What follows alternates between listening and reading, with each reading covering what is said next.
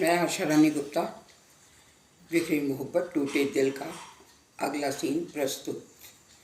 रावत साहब मीनाक्षी से कहते हैं कि तुम्हें मेरे साथ चलना होगा। मैं बच्चों को अकेले रहने की सलाह नहीं देता हूँ।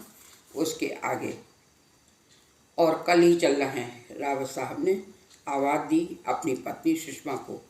अरे सुषमा, हाँ जी, सुनो क्या है जो अपनी लाडली को समझाओ। स्कूल से ही टीसी ले आए और नैनीताल में ही एडमिशन लेकर पढ़े। मैं इसे यहाँ संजीव जैसे गुंडे से मिलने के लिए कॉन्वेंट में भर्ती नहीं करा सकता। इसे समझा दो, उस आवारा लड़के को समझा दे कि वो इसे भूल जाए ना, मीनाक्षी कभी उसे याद करे। मैं सामान बुक कराने स्टेशन जा रहा हूँ।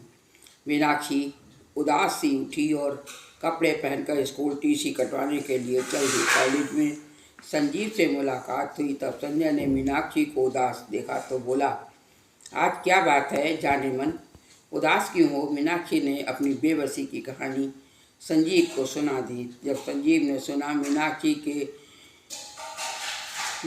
पापा ट्रांसफ़र हो गया है तो संजीव भी उदास हो गया। संजीव को मालूम था कि ट्रांसफ़र हुआ नहीं है, वरन उसके पापा ने स्वयं करवाया है, सिर्फ अपनी जवान लड़की की राहें बदलने के लिए। संजीव मीनाक्षी के नैनीताल जाने से ना ही उदास था ना ही खुश था। उसे सिर्फ लड़की चाहिए थी, फिर भी मीनाक्षी को दिखाने के लिए उदासीनता दिखा रहा था।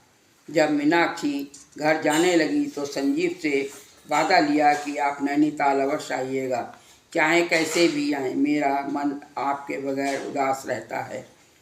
जैसे चाहो, वरना मेरी ज़िंदगी आप ही के ऊपर है, चाहे बना देना या मुझे बर्बाद कर देना। मंगलवार की शाम को मीनाक्षी के सभी घरवाले नैनीताल के लिए रवाना हो गए। सब लोग खुश थे, माँ बाप भाई बहन, परंतु मीनाक्षी गमों में उलझी हुई थी। रास्ता तय होता रहा, मीनाक्षी रास्ते पर सोचती हुई चली जा रही थी। आज शाम को संजीव के घर शादी वाले आए थे। लड़की वालों को संजीव पसंद आ गया। संजीव सुंदर भी था और बड़े खानदान का पैसे वाला था।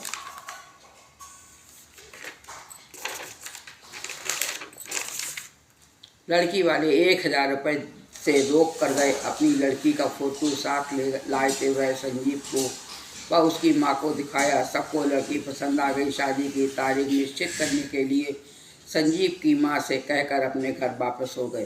रात को संजीव लौटा तो उसने अपने कमरे में रमा का इंतजार कर रहा था कि वो खाना लेकर आती होगी। कुछ देर कुर्सी पर बैठा रहा। अचानक किसी ने दरवाज़ा अंदर को धकेला और रामा ने खाली हाथ कमरे में प्रवेश किया और संजीव के पैर पकड़कर बोली, मालिक, हम पर रहम रखिए, हम आपकी शादी होने वाली है, मेरी इज्जत आपने लूट ली है, अब उलझन में मत डालिए, आपकी बीवी आकर मेरी धज्जियाँ उड़ा देगी। रमा हिचकी भरकर रोने लगी। संजीव ने दोनों हाथों से उठाकर उसे सीने से लगा लिया और कहा, देख रामा, इस घर में बड़ी होगा जो मैं चाहूँगा।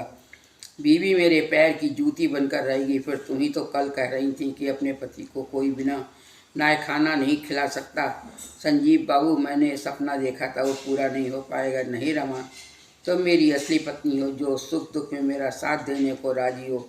आज ही मैं मंदिर में चलकर तुमसे शादी कर लूँगा, परंतु दुनिया की नज़रों के सामने नहीं आओगी जब तक मैं अपने पैरों पर खड़ा नहीं हो जाता।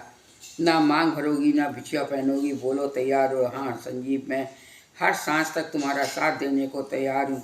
देख रमा, किसी की तरफ आंख उठाकर भी मत देखना, वरना मैं तुम्हें गोली मार दूंगा। मैं राजपूत हूँ जिनकी शान में कोई बाधा नहीं डाल सकता। मेरे बाबा की 10 बीवियाँ थी, मैं भी उनका ही पोता हूँ। इतना पैसा क्या किस काम आएगा? इस पैसे से ऐश आराम करूँगा, दिल की चाहतें पूरी करूँगा। धन्यवाद।